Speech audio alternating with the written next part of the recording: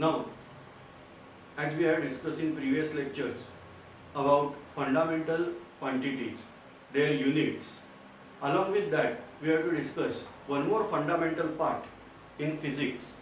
This is no doubt applicable in chemistry also. This is called as atomic structure. Now, first thing, the existence of atom. In earlier days in India, Acharya Kanad proposed this theory that everything in this universe is made up of small tiny particles, and later on this theory was developed. So his original name was Aulukya, but he was titled as Kanad. Kan means small particle. So he was saying that everything in this universe is made up of very very small particle. He called that small particle as an atom. But still in Western world there was debate about existence of atom, and ultimately Dalton proposed out theory about atom. In modern days, a German glass blower means what? A man or person who is able to blow glass and convert it into some article. So German glass blower, his name was Gessler. You can pronounce it Gessler also because spelling starts with G. So that Gessler produced a tube that is called as hard glass tube. Now here we are not only discussing atomic structure, along with that certain important principles in physics we are discussing. Now question is that what is the importance of word hard? Why we are not saying glass tube? He was able to produce hard glass tube which is having 2 electrodes in that. We have to discuss why that tube was hard. Let us consider the pressure. In previous lectures only we have discussed about pressure. What is pressure? Force applied in perpendicular direction upon a unit area, a definite area. Whatever the force is applied in perpendicular direction, that is called as pressure. Now, in general words, we are saying that atmospheric pressure, that is pressure exerted by atmosphere, that is 1 atmospheric pressure at sea level. Let us discuss this concept. The instrument which measures atmospheric pressure, that is called as barometer. Now, schematic diagram of barometer. We are considering this is some vessel which is filled with mercury. Symbol of mercury is H. So this vessel is filled with mercury. In previous lecture we have discussed why mercury is used. Try to recollect that term. Mercury is having very high density. Now you are aware what is density. Density is equal to mass upon volume. So mercury is having very high density. Mercury is not sticking to glass, and mercury is in liquid state at room temperature. Now one hard glass tube. Again I have to use that word, that is hard glass tube. So one hard glass tube we have to take which is filled completely with mercury. And now this tube we have to invert. The length of tube should be 1 meter. Now we have to invert this tube over here. Now it is obvious that because of gravity this mercury should come down. But you are aware that here also we are filling out mercury. Now the atmospheric pressure is acting over here. Actually it is acting everywhere, but I have to show that it is acting here. And so as mercury starts falling down, this pressure opposes out that pressure, that fall of mercury, and ultimately a state that is called as equilibrium is established. Equilibrium means what? The force exerted by this mercury and pressure, that is balanced out. If you measure this length is 760 mm of mercury. Now you are clever, you can calculate immediately in terms of meter, we can go by this way, 760 into 10 to the power of minus 3 meter.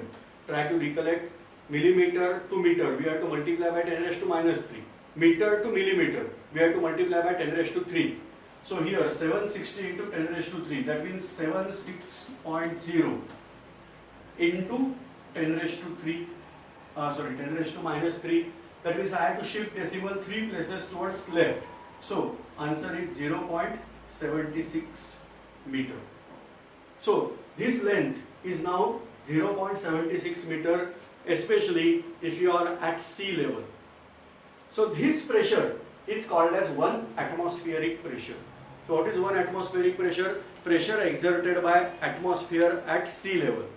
Or in terms of this meter, we can say it is 760 millimeter of mercury. Now here, this place is practically vacuum. Why there is vacuum? Because no bubbles are now going out. So there is no air. May be possible, traces of vapors of mercury may be there. But practically speaking, we are saying there is vacuum. Torricelli pointed out this vacuum, so we are calling this as Torricelli's vacuum. So this is Torricelli's vacuum. This barometer was also designed and developed by Torricelli. Now this mercury level is 760 millimeter. This pressure is called as 1 atmospheric pressure. Now suppose you are moving at higher altitude, that means away from sea level, we are moving higher, higher and higher. Then you will find that mercury levels start decreasing. What is the reason? Atmospheric pressure decreases. So as we move away from the surface of earth, the atmospheric pressure decreases. That means at high altitude, atmospheric pressure is lower. So this way you can find out the lowering of mercury level with respect to height. Same way, suppose you are moving inside the surface of sun. Say you are digging out a huge well, and in that well you are moving in. Then you will find that mercury level will start increase because atmospheric pressure will increase. Now this pressure is called as 1 atmospheric pressure. Obviously, this 1 atmospheric pressure is 760 mm of mercury, but in our normal term, we are calling this as 101.325 kilonewton per meter square. In previous lecture only we have discussed, it is given in terms of Newton per meter square. Kilo stands for 1000 or multiplier of 10 raised to 3. Now we can calculate 101.325. I have to shift out decimal. Why? Because this is into 10 raised to 3 Newton per meter square. Decimal is here. Now I have to remove this decimal. 10 raised to plus 3. That means we have to shift decimal 3 places towards right. And so we are getting figure as 1, 2, 3. That means simply I can write this way. 101.325 Newton per meter square. What is Newton? You are aware, from force we have developed this unit. So what is the definition or what is the formula for force? Force is equal to mass into acceleration. So unit of mass is kilogram and acceleration is meter per seconds. Now just be careful. Just observe whatever we are calculating here. So I am replacing this Newton by this way. So 101.325. What is the pressure? That pressure is equal to 101.325 kilogram meter per second square. This much pressure is there per meter square area. Now imagine that this is the person having a sheet which is having length 1 meter and breadth also 1 meter. So what is the area of that sheet? That is 1 square meter. On that, atmospheric pressure is acting out. Now as I am making area as 1 square meter, this term get reduce. What is acceleration? Here, this is because of gravity. So I should replace A by G. G stands for gravitational acceleration. Its general value we are considering 9.8 meter per second square. Whenever we are discussing acceleration in detail, at that time we will go in detail. Now I will here consider approximately this value is 10 meter per second square. 9.8. For our sake of calculation, simplifying, I am taking this as 10. That means whatever the pressure is equal to force acting on unit area. That unit area I have discussed. So divide this by 10. Now pressure is equal to force upon unit area. Now we are considering area equal to 1 meter square. Just observe, this area is 1 into 1 meter square. Therefore pressure is equal to force. Now force is equal to mass into acceleration. Therefore mass is equal to force upon acceleration. Now we have substituted as A equal to G, that is equal to 9.8 meter per second square. So just consider 10. And what is the value of force we have discussed? That is 101,325 kilogram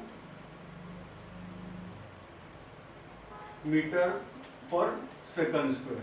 Now forget of this unit. This is the value of force. We have to calculate mass. So value of force upon acceleration. So acceleration is 10. So this is 101,325.0 divided by 10. 10 means what? 10 to the power of 1. So whenever these type of questions are there, carry out this way. 101,325 into 10 to the power of minus 1. And you are aware now 10 to the power of minus 1. That means we have to shift decimal one place towards left side. So 101,325. Take it as it is. Shift out decimal one place towards left. So we are getting answer as this. Unit is kilogram. What is the meaning of this? Suppose we are holding out a flat surface which is having area 1 square meter on our head. We are lifting out the weight that is almost equal to, why almost equal to, actually greater than this, but that is almost equal to 101,32.5. That means, just try 10,132 kg. That's why we are going into this calculation. These calculations are very much interesting because right now we are lifting out. Suppose you are staying at sea level. That means you are lifting out 10,132.5 kg weight. So even much more greater than any weightlifter. We can lift out 100 kg, 200 kg, 300 kg. Right now I am here and there in Mumbai. Mumbai is at sea level. So right now I am lifting out 10,132.5 kg. What is the difference between weightlifter and myself? Weightlifter also lift out this much weight plus whatever 100 or 200 kg is lifting, so that he is no doubt greater. Anyway, so this is the thing. That means approximately weight of 3 elephants we are lifting right now. This is the huge pressure. Now just imagine, suppose a glass tube is there and on that 3 elephants are pushing out. What will happen to that glass tube? That's why we require hard glass tube. Whenever a glass tube is there, say this is the glass tube, this is having open end. So atmospheric pressure is acting on this glass tube from this side. The same way the balance is carried out in any open vessel. But the moment you connect it to evacuating pump, that means we have to create vacuum here. The moment pressure start decreasing from inside, the external pressure become dominant and movement of particle will take place in downward direction. As a result, this tube will break down. And so, in order to resist that, this tube must be hard glass tube. So, This is the reason we are using hard glass tube. Now what is the peculiarity of this Gessler? He produced out this hard glass tube which is connected with electrode. Now if you want, you can take this down calculations, all these calculations. Till that, pause this video and then observe next. This is the reason that at high altitude many people are having respiration problem, because those who are staying at sea level, they are having habit of breathing in very high pressure. No much activity is carried out easily because external pressure is very high, so respiration is carried out very easily. Once you are moving to high altitude, say for example in Himalaya, especially on the plains of Ladakh, if you are moving, you will find this difficult, that people from lower altitude, they are not able to carry out breathing very easily. The reason is that at that height of say 4,000 meter, 5,000 meter high, the atmospheric pressure is low, and we have to mechanically take that inspiration. We have to inhale that oxygen with pressure, because the external pressure is low, and therefore many problems are there, especially the person from lower altitude is moving to higher altitude. Therefore, even in trekking also, treks above 5,000 meter high are categorized in different way. Under 5,000 meter, things are different. Above 5,000 meter higher altitude, the things are different. Even oxygen level is also very less, and atmospheric pressure is also less. You can check out that boiling point of water also decreases at high altitude because of low atmospheric pressure. Anyway, this is about the atmospheric pressure. Now, this is clear for you that why we are taking hard glass tube. Now,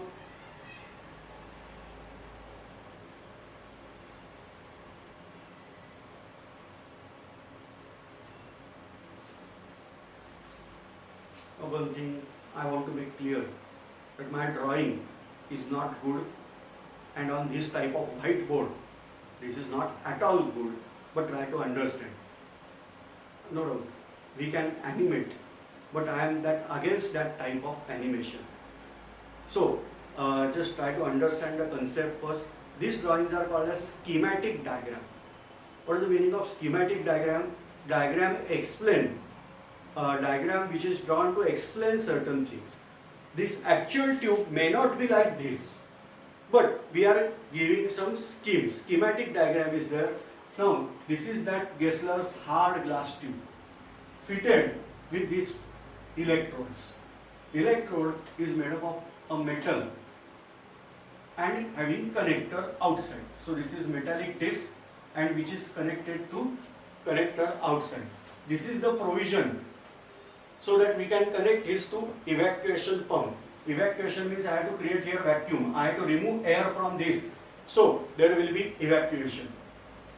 Now, what experiment is carried out by scientists? That connect this to evacuating pump. That means atmospheric pressure inside this tube will decrease, and connect it to high voltage of electricity. I am not making circuit diagram perfect. We are interested only in part of atomic structure. So whenever we are discussing this in physics, this electricity, etc., that diagram will be perfect here. Now here we are making two electrodes. You are supplying here high voltage. They say this is negative electrode and this is positive electrode. Now negative electrode is called as cathode and positive electrode is called as anode. We are increasing out EMF, high voltage. Voltage means what? Actually we are increasing out EMF. EMF stands for electromotive force. So we are increasing out EMF and we are decreasing out atmospheric pressure. Or in simple language, we can say we are decreasing out atmospheric pressure and we are increasing out electrical pressure. Not scientific. Now, what is the result of that? certain invisible rays are produced by cathode. When there is almost vacuum in the tube and electrical pressure is very high, you will get here certain invisible radiations coming out from cathode, and they are striking on this side of tube, and therefore this side of tube start glowing with green color light. We have to perform this experiment in dark room. So this portion will start emitting green color light, or this tube will start glowing because of certain invisible radiations. Here we will not able to observe. These radiations are coming out from here, but you are not able to observe here. But they are striking on this glass, and glass will start emitting radiation. Now, this is because of radiations produced, some invisible radiation produced in the tube. Then scientists detected these invisible radiations are produced by this negative terminal, and so negative terminal means cathode. So these radiations are called as cathode rays. So this way, now I can show this is schematically that cathode rays are coming out from cathode. Now certain substances are there. They are having some characteristic, like high energy invisible radiations are bombarded on that. These substances start emitting visible light. One of that substance, if you are aware, this is called as zinc sulfide, ZnS, not sulfate. Okay, suppose I have to write down sulfate, then this is ZnSO4. I don't want to write down sulfate. So keep in mind sulfate means SO4, whereas sulfide means S. So this is zinc sulfide. What is the color of this compound? Just try to guess. If you have learned in chemistry, all compounds of zinc are colorless, or say white in color. Certain reasons are there, we discuss in chemistry, but zinc gives almost all variety of compounds in white color. So zinc sulfide, what is the color? You can say white. Have you observed this zinc sulfide? Answer is that yes. In whatever tube lights we are observing, that zinc sulfide is present in tube light. Due to bombardment of invisible radiation, zinc sulfide starts emitting white color light. That's why we can able to observe this white light from tube light. Now, scientists carried out certain experiments on these cathode rays. Say for example, this tube is covered by zinc sulfide from inside part, and they observed by placing some external magnetic field or external electric field. Now here I am showing electric field. So external electric field is applied over here. It was surprising to know that cathode rays also change out their direction and they move towards positive plate. Please keep in mind, this is anode, but this is internal, whereas the external is outside the tube. So towards external positive plate, cathode rays get attracted. That means cathode rays must have negative charge. Second, internal cathode I can place anywhere. Say I can place cathode over here, I can place cathode over here. It is always found that direction of cathode rays is perpendicular to the surface of cathode. It is not depending upon the position of anode. So there is no question of anode now. Anode must be there in the tube. Now, scientists carried out another experiment. They fixed out some track in this tube. Again, I want to remind, this is schematic diagram. Don't ask me how that track is floating here. This is schematic diagram, and they fixed out some wheel over here. It is found that the production of cathode rays will rotate out this wheel from this position to this position. So it is moving from here to here as cathode rays are generated. Same way, suppose I am inverting out the terminal. I am making this as cathode and this as anode. Then the direction of wheel changes. It will move from here to here. Now, that means cathode rays are capable of generating force. Force, you are aware, is equal to mass into acceleration. We have to put arrow marks over here. Now, cathode rays are producing acceleration, velocity is there. But if mass is zero, then force produced by cathode rays must be zero, which is not. That means what? Cathode rays must have mass. So this is the reason that cathode rays are having mass as well as cathode rays are having negative charge. Now, Sir J. Thomson carried out this experiment. According to Sir J. Thomson, he was able to find out first E by M ratio.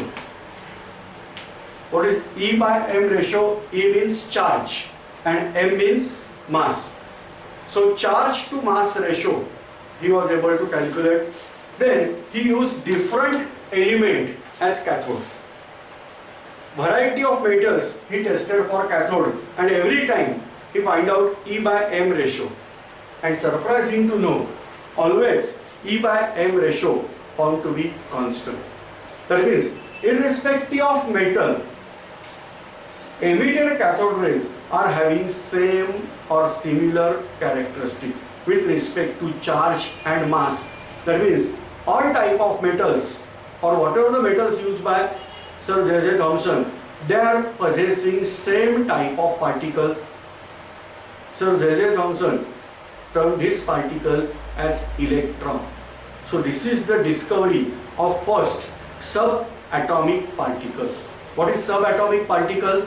The particle which is present in atom, that is called as subatomic particle. So this way Sir J. Thomson was able to discover electron with respect to cathode ray tube experiment. Now you are aware that electrons are having negative charge. Atom is electrically neutral, whereas atoms are emitting negatively charged particle, that is called as an electron. How it is possible? That means equal and opposite charge must be present in the atom. That equal and opposite charge particle, that is called as proton. So according to Sir J. Thomson, he put forward some atomic model. According to this model, atom is essentially a sphere of positive charge, and negatively charged electrons are embedded in between. This model is called as watermelon model of atom. Why we are calling this as watermelon model? We have to consider this positive sphere like watermelon, and these negatively charged electrons, they are seeds embedded in between. So this is called as watermelon model of atom. No doubt, why atom is spherical in nature? The answer lies over there. Why Earth is spherical in shape, Moon is spherical in shape, Sun is spherical in shape, and so on. Sphere shape is important. At given mass, minimum surface area is given by sphere. So whatever the mass, what is the surface area, minimum surface area possible? That minimum surface area possible is equal to sphere area. And so for given mass, in order to get minimum surface area, the particle must have spherical shape. And so he considered atom as spherical in shape. No doubt, this model was discarded. So many things we are not able to explain on basis of this model. Number one, the origin of spectra. Here, no doubt, we are discussing about atomic structure, but along with that, variety of principles and concepts in physics we are discussing out over here. So, what is spectra? Let us discuss the part what is spectra. There are different theories for light. What is the exact nature of light? According to Newton's theory, that is called as Newton's corpuscular theory, light is made up of tiny massless particles.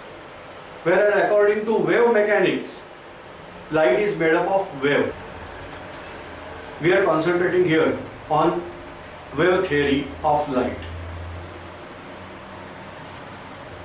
Consider a small pool. Let us say this is the pool. To that center, we are dropping out a stone. You will find that certain concentric rings are coming out from that pool and they are propagating towards the periphery. Now, these concentric rings we are calling as waves. So this is the nature of wave. Now, just place out a piece of thermocol over here and again drop that stone. You will find that waves are coming out from center, but piece of thermocol is not moving towards this periphery. This thermocol piece will vibrate only at this position. It will move up and down. This is something different. Say I am making this angle as this way. From side we are observing. So here wave is produced. So this is the waves. We are having concentric rings. From side view we can observe like this. This is called as crest, whereas this is called as trough. So this is the wave. The part which is moving upside, that is called as crest. The part which is moving downside, that is called as trough. Now, piece of thermocol is somewhere here. So you will find that piece of thermocol will oscillate in this direction. It will move up and down in this. Now here, the direction of wave is this, whereas direction of vibration is this. These two directions are perpendicular to each other, and therefore we are calling this as transverse waves. What is the meaning of transverse wave? The propagation of wave is in different direction and particle oscillates perpendicular to that direction of propagation of wave, and therefore these waves are called as transverse waves. Now we have to find out, or we have to discuss certain wave characteristics.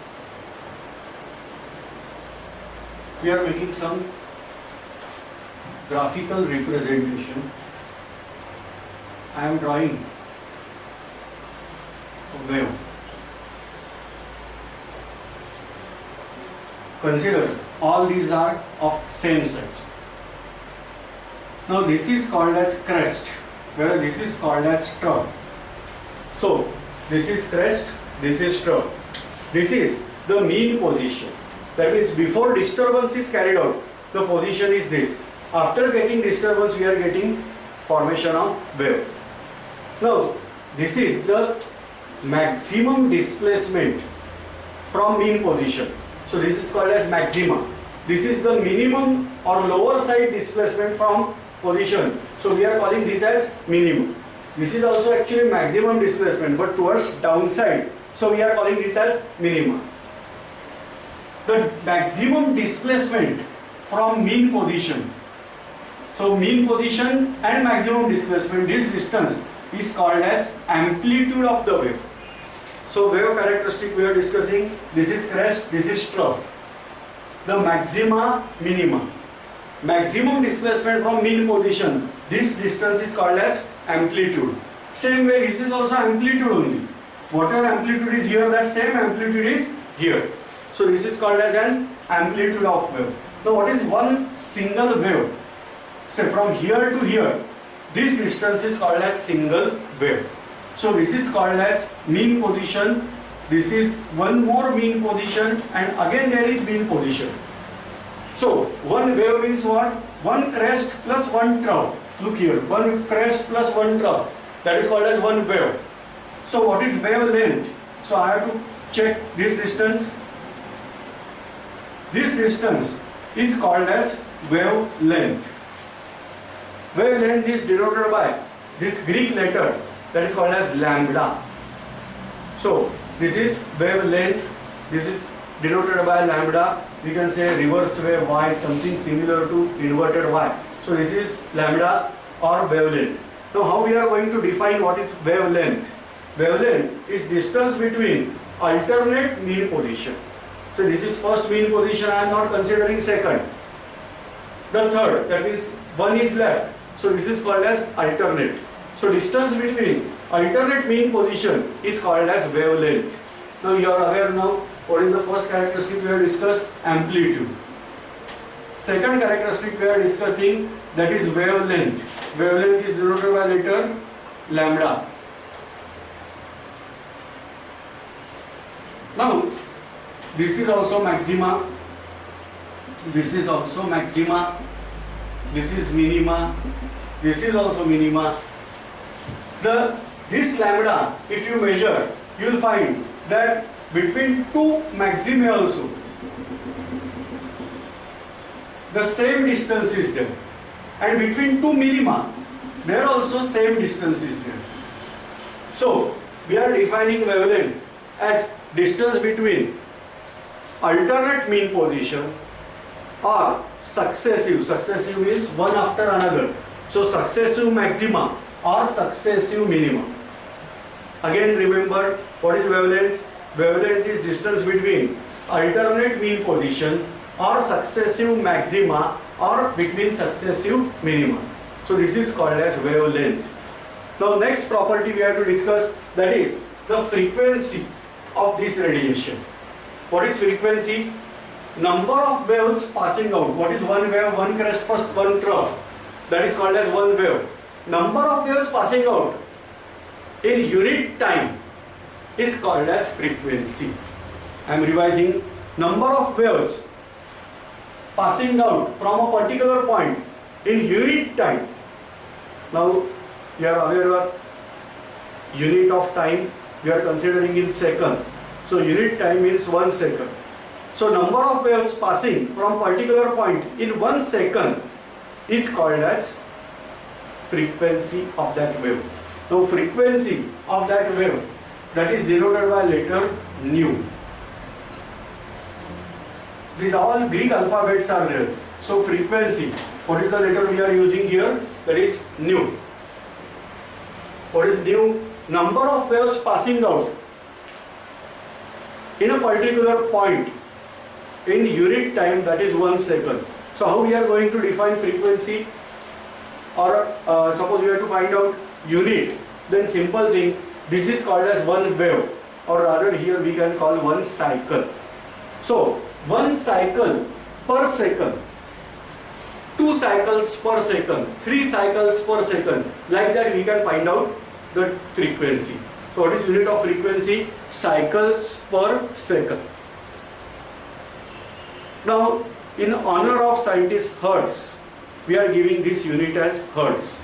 So what is 1 Hertz? 1 Hertz is equal to 1 cycle per second. That is called as 1 Hertz.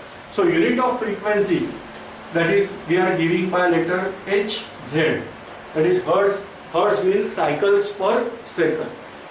Now you are aware that in case of wave, there is amplitude, there is wavelength, there is frequency of that wave. You are aware that radiation is also having some energy. Don't believe? Okay. Go and stand in sunlight. You will find that whatever sunlight is giving heat, that is also a form of energy. You can keep photoelectric cell. That is, sunlight is converted into electrical energy. That means light energy is converted into electric energy, means light is having energy. You are aware of certain instruments, equipments also, like microwave oven. That is heating out with help of microwave. So now it is, keep in mind that every radiation is having certain energy associated with it. No doubt, energy may be less or high, but that is associated with radiation. So next concept we are discussing, that is energy. Energy is denoted by letter. Now with this diagram, it is very clear that as lambda increases, lambda means wavelength. So as wavelength increases, the number of waves passing through particular point will decrease as long as velocity of that wave is constant. Now keep in mind that velocity of light is constant. So we are determining the another factor, that velocity of this wave. So velocity of light, that is constant, and we are determining, we are denoting this by letter C. So C stands for velocity of light. So as long as velocity of light is constant, when velocity of light can be changed? Yes, we can change out velocity of light, especially when light moves from lighter medium to denser medium, its velocity get altered. That means as long as velocity is constant, wavelength if increased out, the number of waves passing through particular point will decrease. That means suppose I have to give relationship between frequency and wavelength, then frequency is inversely proportional to wavelength. That means if frequency increases, wavelength decreases. If wavelength increases, frequency decreases. So this is called as inverse proportion. But anyhow, we are not able to calculate on basis of this proportionality sign. So how we are removing proportionality sign? That frequency is equal to, I have to remove this and I have to keep some constant into lambda. So substituting this proportionality sign by equality sign and k, we are able to substitute, we are able to make equation. Now this k is constant. Now here particular constant is turned, here we are giving this constant named as c. Why? We have discussed, as long as velocity is constant, the frequency and wavelength, they are inversely proportional. So I am giving this constant as c. So nu is equal to c by lambda. So this is my equation. So I am writing here, first equation we are giving here in terms of wave, that frequency is equal to c by lambda. Then it is found that energy of radiation is directly proportional to frequency of that radiation. So energy is directly proportional to frequency of that radiation. Therefore energy is equal to, I have to remove this sign, so is equal to some constant. Now here we are calling this constant as h, that is called as Planck's constant. So energy is equal to h into nu. So this is my second equation. I am writing over here, energy is equal to h into nu. What is h? H is called as Planck's. Now in this equation we will discuss, this is c, c is velocity of light. What is velocity of light?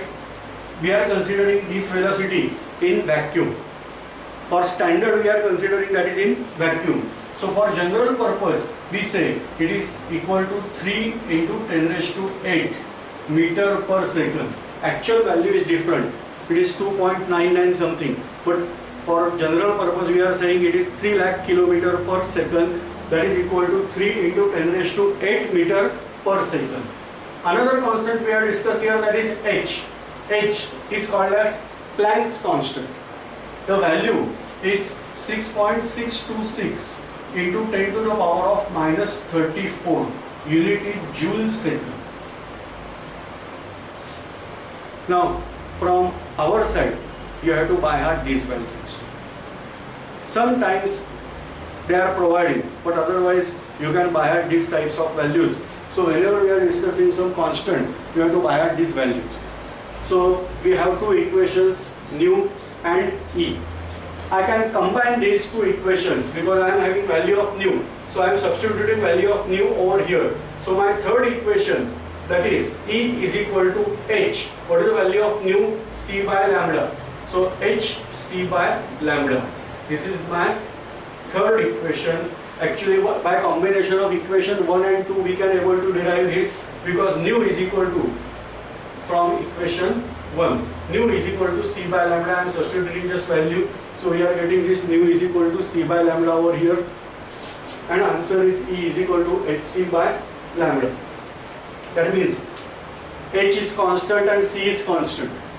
I am removing these two constants. We are getting equation that energy is inversely proportional to wavelength, and therefore we can say as wavelength increases, energy decreases.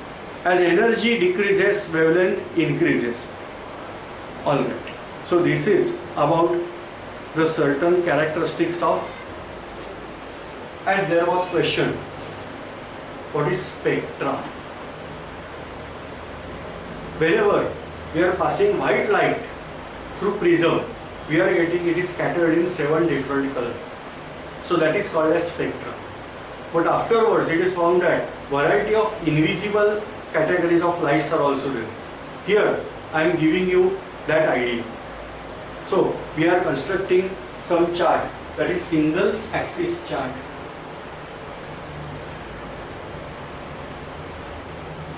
This is with respect to increasing energy. That means with respect to increasing frequency also. So here we are getting minimum frequency or minimum energy. Here we are getting maximum frequency or maximum energy. Same way, you are aware that wavelength is inversely proportional or energy is inversely proportional to wavelength. So here I am giving wavelength chart. Here we will get minimum wavelength, here we will get maximum wavelength, as they are inversely proportional. So highest energy radiation we are giving as gamma.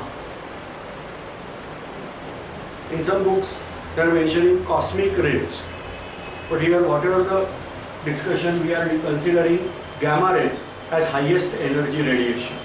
Then another radiation type is there, that is called as X radiation or X rays. Third type of radiation in this series, that is called as vacuum ultraviolet radiation. These radiations are having existence only in vacuum, therefore they are called as vacuum ultraviolet. Then ultraviolet radiation. We are aware of ultraviolet radiation, and especially in this modern world, especially in terms of cosmetic, again and again we are using this word ultraviolet, ultraviolet. In case of computers and television, we are considering that same as ultraviolet radiation. Then next radiation, that is called as violet radiation. From here we have to say all colors of rainbow. So violet, indigo, blue, green, yellow, orange and red. All these colors, they are called as Vibgyor. This is the only visible range. We can able to visualize only these radiations. UV, ultraviolet, X-rays, gamma rays, we are not able to visualize. We are not able to observe. Then henceforth, next invisible radiation, that is called as infrared, infra below. So ultra beyond. So beyond violet and below red. So this is ultraviolet, violet. Same way red, infrared. Then it is called as far infrared. Then microwaves. You are aware of microwave oven. And lastly, radio waves. Now how to keep in mind? We can go that highest energy radiation is gamma rays. If question is asked between gamma and cosmic rays, then obviously cosmic rays. Then gamma rays, X-rays, vacuum ultraviolet, ultraviolet, violet. Just listen, V, U, V, U, V and V. So decrease out one letter, V, U, V, U, V, V. Then Vibgyor, that is the color of rainbow. Then after that there is last color red. Here infrared and far infrared. So R, IR, FIR. Then microwave and radio waves. So what is the source of gamma rays? Gamma rays are produced by certain elements. They are called as radioactive elements. So from radioactive elements we are getting very good quantity of gamma rays. The desired frequency, only one radiation is not there. Variety of frequencies, that means variety of energy radiations are possible in gamma rays. So they are obtained from radioactive element. But in the space, gamma radiations are obtained from variety of stars and planets.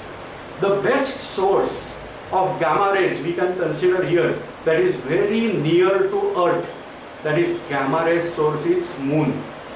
Don't consider moonlight is very cold in nature, that is cold on Earth, but in actual practice moon is giving very good amount of gamma rays. No doubt gamma rays are absorbed in atmosphere. So suppose we are observing from Earth, then moonlight is very cool because gamma rays can travel hardly distance of 10 to 12 centimeters in atmosphere.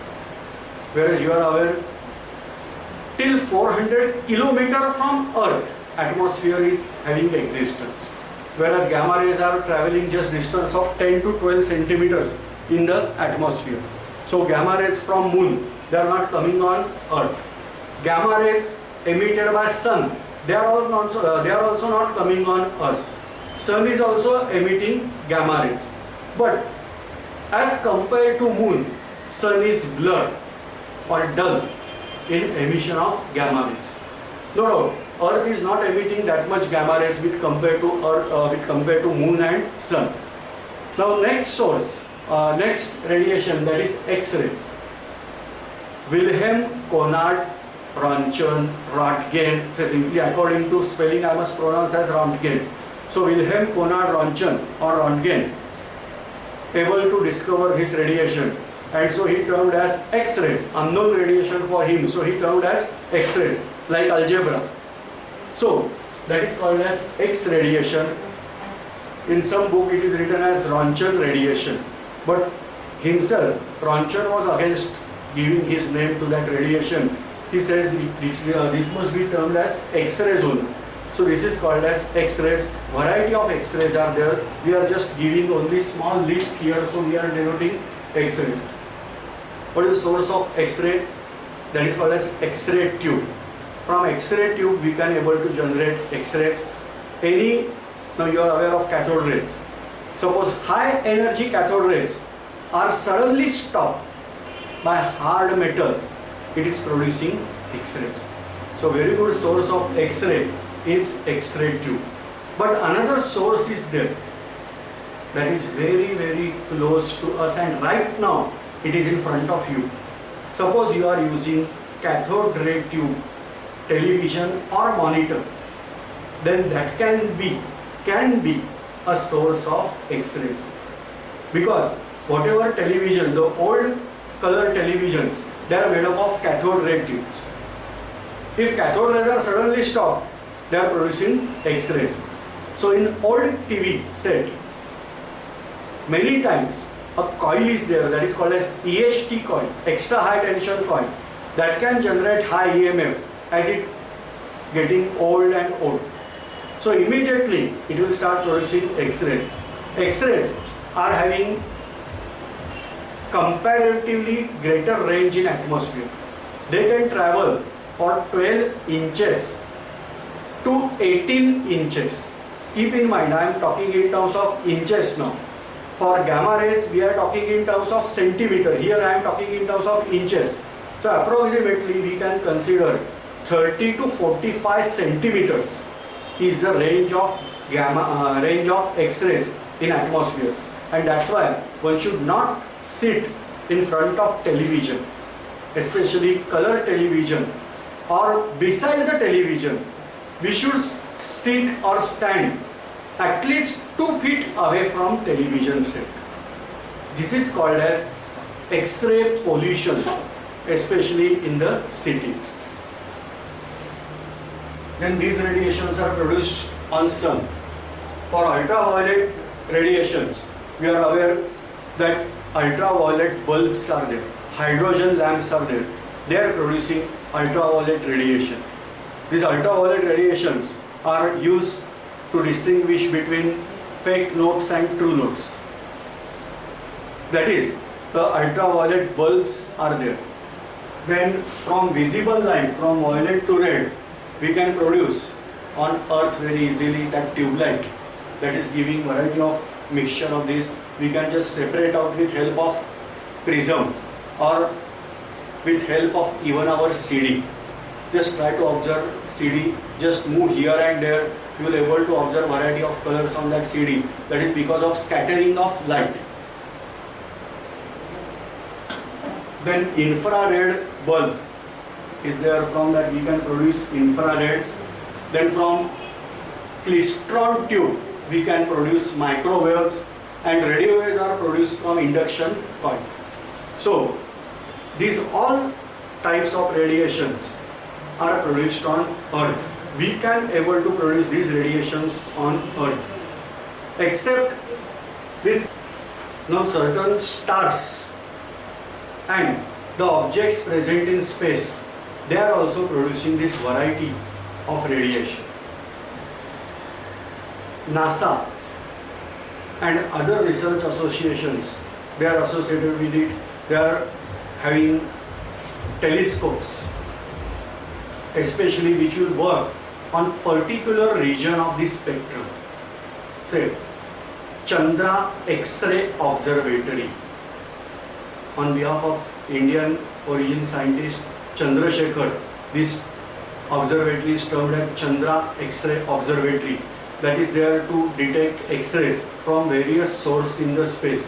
Why we have to send these types of observatories in space? Because X-rays are absorbed immediately in atmosphere. So these telescopes or these observatories are set up in the beyond the atmosphere. That means in the space we are setting out these. So Chandra X-ray Observatory is there to observe X-rays. Then Hubble telescope is there that will work on visible range of light. Then on Earth surface we are having certain telescopes, that is radio telescopes. In India, in Maharashtra, near Narayangarh, one such huge radio telescope is there. So these radio telescopes are built up on Earth's surface. Reason is that radio waves are not easily absorbed by atmosphere. The phenomena or fundamentals is very simple, that as energy is higher, radiations are absorbed fast in atmosphere. As energy associated with radiation decreases, they are not easily absorbed. Now simple question for you, you can think over. You are having spectra in front of you, and I hope in between the lecture you must have paused the lecture now and you have taken down this spectra, so you can answer very easily of this question. Why red color is used to indicate danger? I am revising the question. Why red color is used to indicate the danger? Why not violet color is used to indicate the danger? Try to find out answer yourself first. Till that, pause this video. If you are able to guess the answer from spectra, all right. Not, listen. Just now we discussed it is associated with energy. More the energy, less the range. Say gamma rays are having range of just 10 to 12 centimeters, whereas X-rays are having range of 30 to 45 centimeters in atmosphere. Like that, as energy decreases or say wavelength increases, the absorptivity of radiation decreases in atmosphere. That's why X-ray observatory is there in the space, whereas radio wave observatory, that is there on the surface of Earth. This is the difference. Okay, so now just observe, violet color is having greater energy, that means less wavelength, whereas red color is having lesser energy, that means more the wavelength.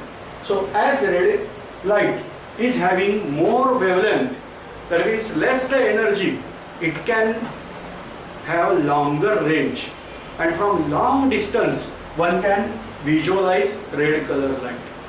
Danger must be indicated from distance, and therefore red color is decided, red color is indicating danger. I am revising, as energy of red color is very very less, or whatever the visible light, I am not saying invisible.